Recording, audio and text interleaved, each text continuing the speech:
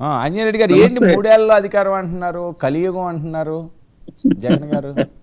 ఆయన ఆ, కొన్ని సమయాల్లో మనం చాలా ఆందోళనతో ఉన్నప్పుడు, నిరాశ నిస్పృహతో ఉన్నప్పుడు, మన చుట్టూ మనుషులు మనల్ని వదిలిపోతారని భయం వేసినప్పుడు ఇటువంటి మాటలు మాట్లాడుతుంటారు. నాకు ఒక సామెత గుర్తు వస్తుంది. అడవిలోకి ఎవరో వెళ్ళి రాత్రి అయింది, మీకు భయం అయితే నా చుట్టూ పండుకోండి అన్నా అంట. మీకు భయం అయితే నా చుట్టూ పండుకోండి అన్నట్టు నాకు ఆ సామెత గుర్తు వస్తుంది.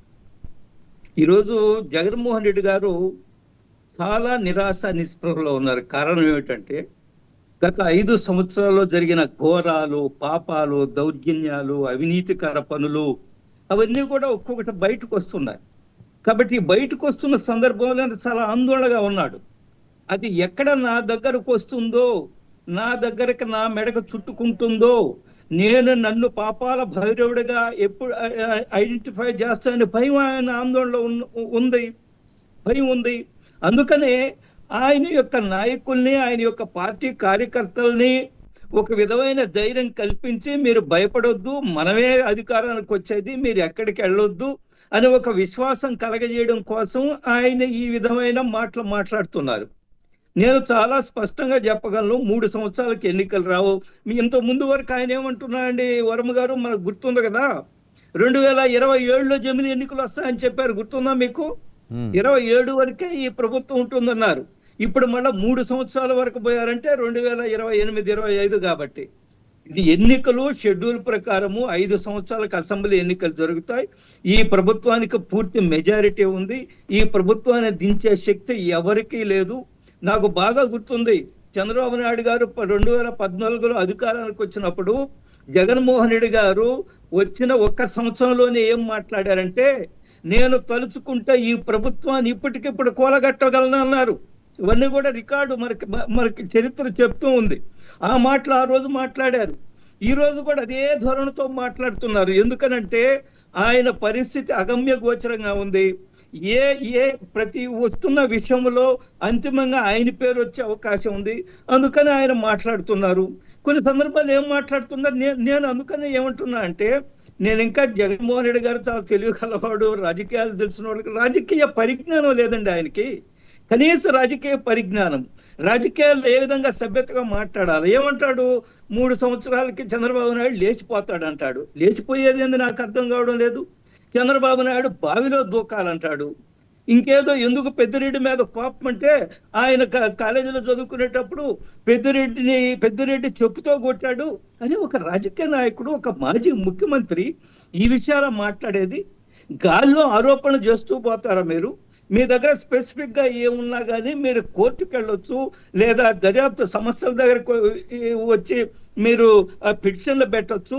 మీకు స్పెసిఫిక్ ఇష్యూస్, స్పెసిఫిక్ గా ఎవరి మీద ఆరోపణలు ఉంటే వాళ్ళ విజయంలో మీరు పబ్లిక్ ఇంట్రెస్ట్ లిటిగేషన్ బిల్ వేయొచ్చు. కానీ అవి ఏమీ చేయకుండా గాల్లో మాట్లాడడం ఏదైతే ఉందో అది ఆయన ఆందోళనకి, ఆయన యొక్క నిరాశ నిస్పృహకి అర్థం పడుతుంది. అందుకని ఈ విధంగా మాట్లాడుతున్నారు. నేనేమంటున్నా అంటే, ఆయన అసెంబ్లీకే వచ్చే ధైర్యమే లేదు, అసెంబ్లీకి వచ్చే ప్రజా సమస్యలు మాట్లాడే పరిస్థితే లేదు అని ఎంత అనాలోచితంగా, ఎంత అజ్ఞానంగా మాట్లాడతాడంటే, నాకు ప్రతిపక్ష హోదా ఇస్తేనే వస్తానంటాడు. ప్రతిపక్ష హోదా ఎందుకు ఎవరో అందరికీ తెలుసు.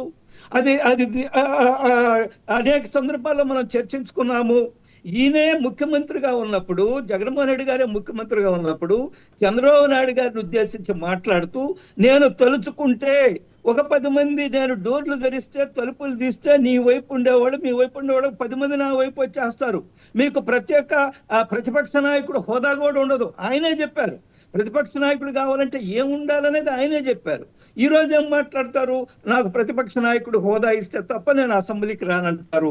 అని ఒక రాజకీయ నాయకుడు, ఒక శాసనసభ్యుడు, ప్రజల చేత ఎన్నుకోబడ్డ వ్యక్తి, మాజీ ముఖ్యమంత్రి, బాధ్యత గల రాజకీయ నాయకుడుగా ఆయన మాట్లాడిన మాటలు ఇవేనా? నేను వర్మ గారు చాలా స్పష్టంగా చెప్తున్నాను, సుదూరంలో లేదా నాకు తెలిసినంత వరకు ఆయన 2029లో అధికారానికి రాడు, 2034లో కూడా అధికారానికి వచ్చే అవకాశాలే లేవు. 34 తర్వాత నేనుంటానా ఇంకెవరు ఉంటారు అనేది పక్కన పెడితే అవకాశమే లేదు. ఆయన యొక్క రాజకీయ అపరిపక్వత, రాజకీయ ఈ కనీసం అవగాహన లేని మాటలు ఈరోజు ప్రజలు చాలా బాగా అర్థం చేసుకుంటున్నారు. ఈరోజు అనేక విషయాలు బయటకు ఇస్తున్న సందర్భంలో ఆయనకు మద్దతుగా ఉన్న ప్రజలు 40% ఓట్లు 39% ఓట్లు వచ్చాయి కదా, వాళ్ళల్లో కూడా పునరాలోచన ప్రారంభమైంది.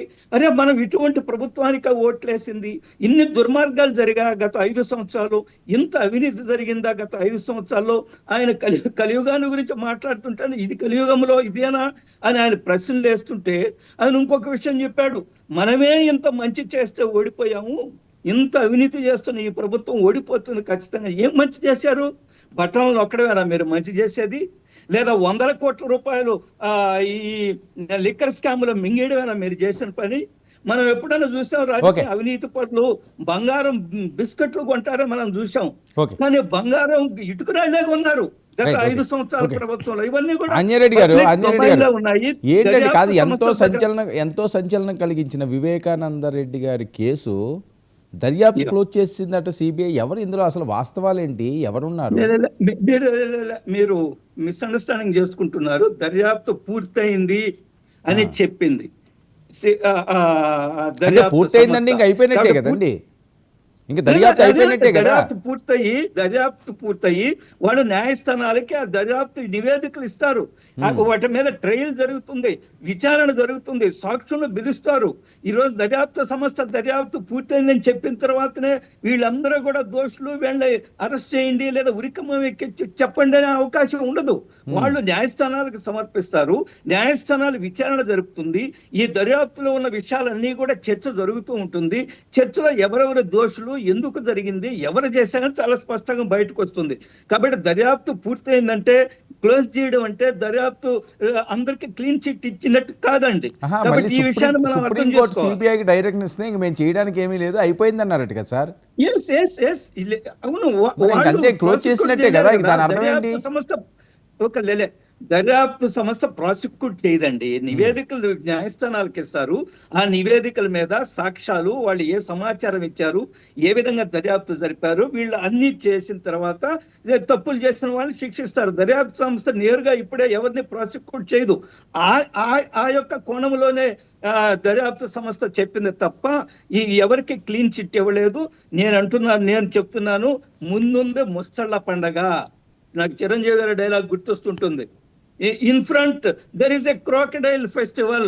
చాలా స్పష్టంగా వైసీపీ పార్టీ, వైసీపీ నాయకులు అర్థం చేసుకోవాల్సిన విషయం ఇది. In front there is a crocodile festival.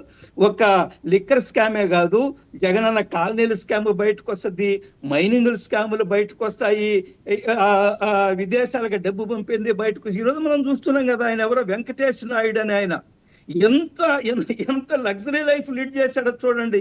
ఆయన 2024 ఎన్నికల్లో ఆయన డమ్మీ అభ్యర్థిగా